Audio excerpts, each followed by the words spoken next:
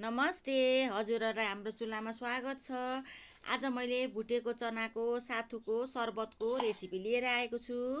हजुरहरुले सुरुदेखि अन्तिमसम्म हेरेर साथ दिनुहुन्छ भन्ने आशा गर्दछु। अब बनाउनको लागि चाहिँ मैले सामग्रीहरू लिइसकेको छु। अब सुरुमा त हामीलाई चना चाहियो। चना मैले बोक्रा छोडाइहरू लिएको छु। त्यसपछि बिरे नुन, मरिचको धुलो, चाट मसला, भुटेको जिराको धुलो लिएको छु। कागती पनि लिएको छु। अब मैले चाहिँ मिक्सी जारमा लगाइसकेँ। अब पिस्नको लागि ल मसिनो पारेर पिस्नु पर्छ।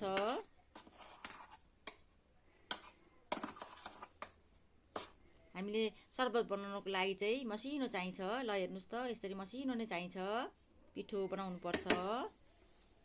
अब एउटा बोलमा राख्दै छु।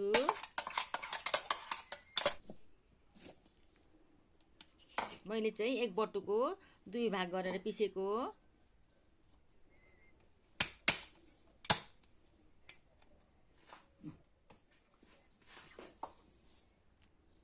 अब हामी चाहिँ छान्नु पर्छ चाल्नीमा राखेर।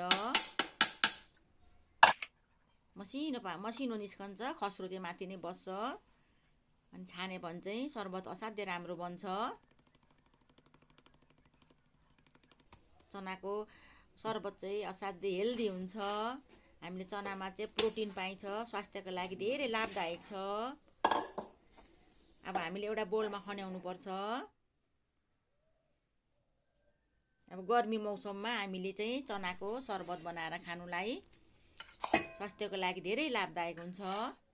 मैले चाहिँ जम्मा एक बटुको 10 चम्चा भयो। मैले सबै नै लाएर बनाएको हो। अब चाट मसला हो, यो चाहिँ 1 चम्चा।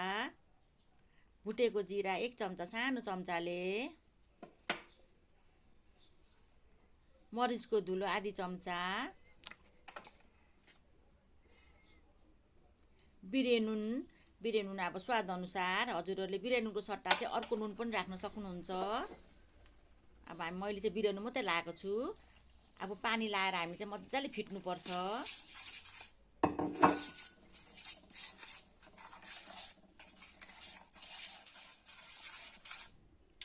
मजाले फिटेर चाहिँ हामीले बनाउन सकिन्छ, डल्लाएर हुनु हुँदैन। अब कागती लगाएको छु मैले चाहिँ एउटा। अब सरबत त अमिलै मिठो हुन्छ, त्यसकारणले मैले चाहिँ कागती एउटा लगाएको छु।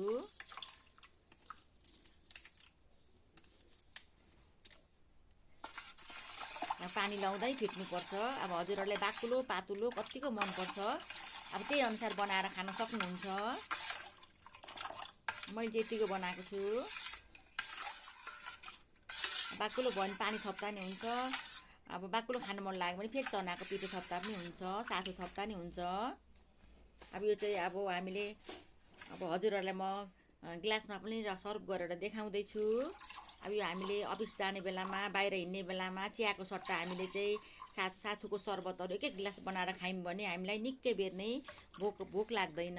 स्वास्थ्यको लागि धेरै लाभदायक हुन्छ। हजुरहरूले पनि यसरी नै बनाएर खानुहोला। हजुरलाई भिडियो अवश्य मनपर्छ होला। भिडियो मन परेमा लाइक, कमेन्ट, सब्सक्राइब गरिदिनु होला। साथी फ्यामिलीहरूसँग सेयर गर्न नभुल्नुहोला। हजुरहरूको दिन सुखमय बित्योस्। धन्यवाद।